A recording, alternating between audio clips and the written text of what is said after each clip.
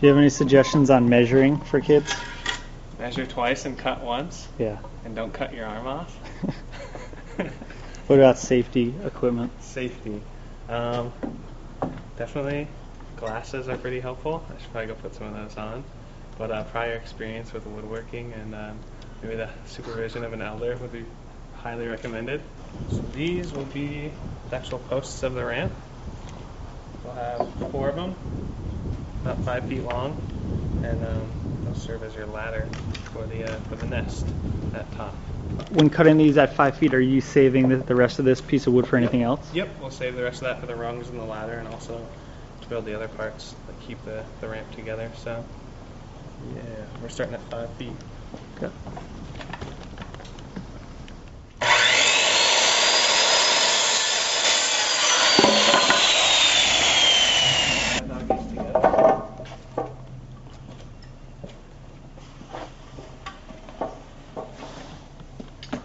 We'll cut all the 2-foot rungs. So we have the rungs and the ladder. So each at about 2 feet across. And how many? How many? 5 of those. 3 for the back for the ladder to climb up, and then 2 in the front just to stabilize it and hook the ramp.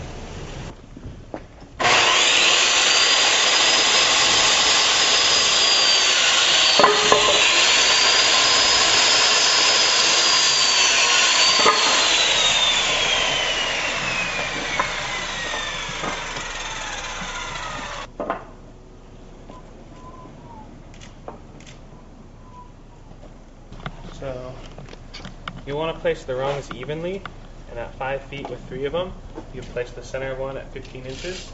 So one at every 15 inches is perfect. So mark that.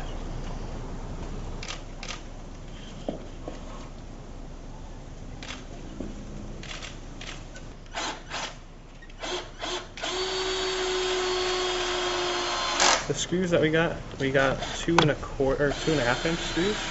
And these are just about perfect for the 2x4s. You can go a little bit longer, but anything longer and will end up poking through. So the next step will be creating the hinges. That way it's foldable, easy to transport and whatnot. It's pretty simple. Okay. So we'll start by drilling some holes. So the holes, we'll drill, let's see, 2 on each post. And that's where we connect the hinges and also how we connect the ramp. That way you can also disassemble it, put it in the garage, or fold it up, put it in the car, on top of the roof, whatever. The big thing for the hinges is just making sure that they don't conflict with the rungs here, you know, so they can still swing freely and not get in the way of all the other screws and stuff. So where do you think you'll put them? On this one, we'll go just outside on your ladder with the 3 rungs. We'll go just outside each of these. So good measurement for that is you can go about a foot in. So that way you'll drill your hole, it won't mess up with these screws. A foot's a good easy measurement. And you want to make sure the holes are nice and centered. So with the 2x4 it's actually 3.5 inches wide. So you want to go 1 3/4 in, and it'll put you right on the money.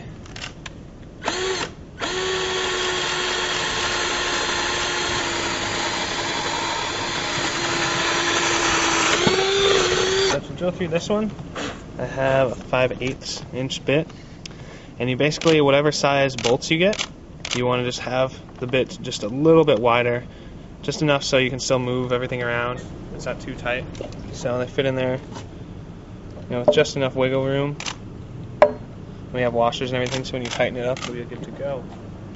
Now, if you cut 4 more 2-foot pieces, you're going to use these. These will be your supports on the side. And we're going to do the same thing with these. Drill a hole on each end. And that way you'll create a hinge, hook there, and yeah, be good to go. So we'll get to more drilling. I have to do 2 ends in each of these. Also in the center at 1 3/4 and 1 3/4. So now put the hinges together. Do a washer on that one side.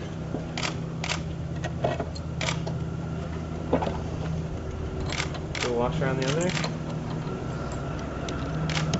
Why are you doing the butterfly on the outside?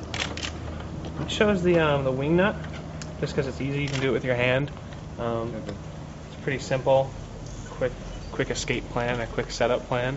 You know, you can also do it with locking washers too. Locking washers will make sure it's super tight, but then you just gotta remember to bring a crescent wrench for this thing too. I just want to bring a crescent wrench just in case. That way you can tighten it from the back here if you can't get these tight enough. So. The other good thing about the washers is you can kind of adjust them, loosen them up, you know, get it nice and level wherever you're sitting. So it's really easy to get it nice and square. That's why if your measurements are off a little bit, you can always kind of adjust it with the washers and put in the wing nuts. So the next step will be creating the nest, is what I want to call it. I'll call it the crow's nest. Now it's just a platform that goes on top here. It's where you can stand in, strap on, you know, get ready to drop in. So on this crow's nest, we're going 27 inches, so 27-inch square. That way it'll fit over the top of those posts and kind of hold it, make sure it's a little more solid.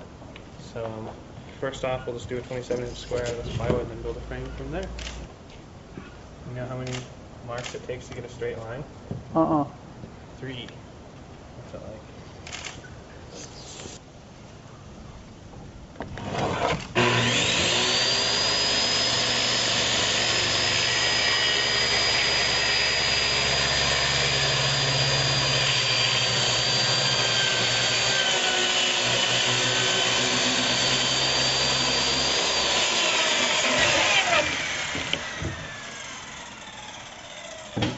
So the rest of the plywood, we'll just use one long strip, and that'll be the actual ramp, the drop-in ramp part. The easiest would just be a straight line from here on. You could do a little bit longer one. This also gives you an option, like you could do a little bit longer, narrow one. But then you just have to get a couple more 2x4s. So the steeper the incline, you know, the faster, but that kink can also take away some of your speed when you drop in. So for this one, just the excess will you know, match up pretty well, give you a good amount of speed. So yeah, we'll go build this first.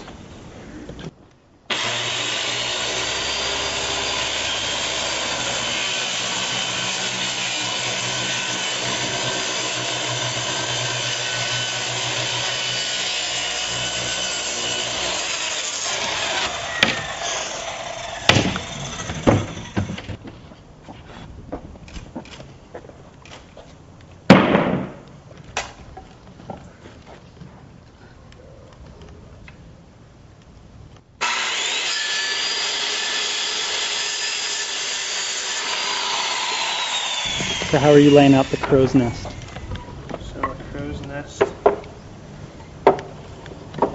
we are going 2 27-inch pieces at the end here, 2 24 pieces right here, and for added support, you can cut some more 2-foot pieces. They'll fit here in the middle. And if you place them just a little bit wider, actually, you know, 3.5 inches, the exact width of a 2x4 there, it'll kind of lock the 2x4 in place and hopefully keep it from shifting around a little bit. So you can kind of place this on here, make sure all your measurements are good to go, and then start screwing everything in from there.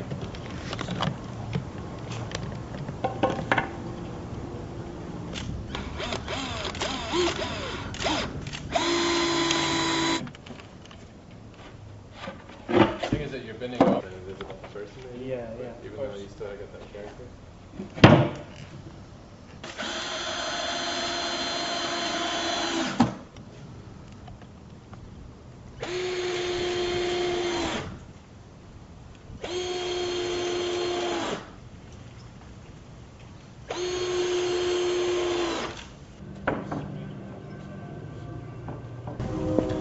So the next step is building the actual ramp, part that you slide down. So making it easy and using the rest of that 4x8 sheet of plywood, we just cut this, the length of it, 27 inches by 69 inches, and then also 2 2x4s to support it on the side.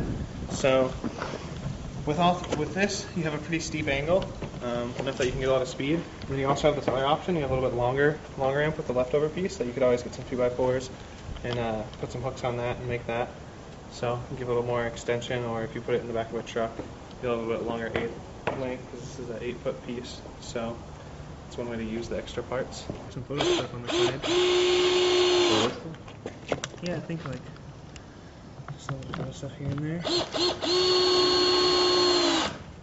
So from this last step, you got your beams on there. Depending on how thick of plywood you get, you might want to add some ribs in the middle here, give it a little more support. This one's pretty thick, so it's pretty strong. Doesn't have too much flex in it. And then you get these two angle iron hooks. So these things, they're over by the concrete of your local hardware store.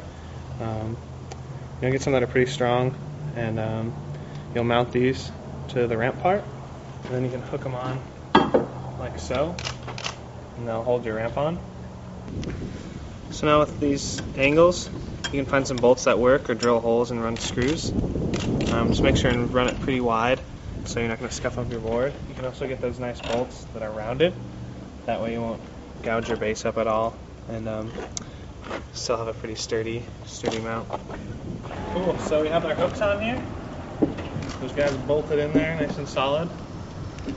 And this is the last piece.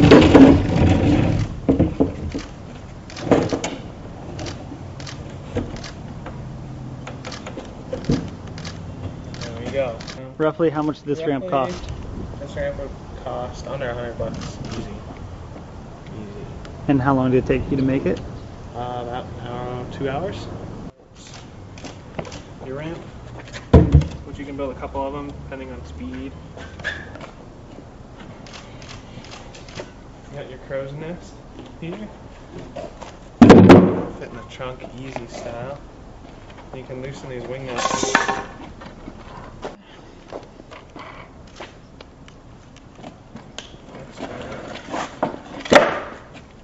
Collapse this. It's super easy.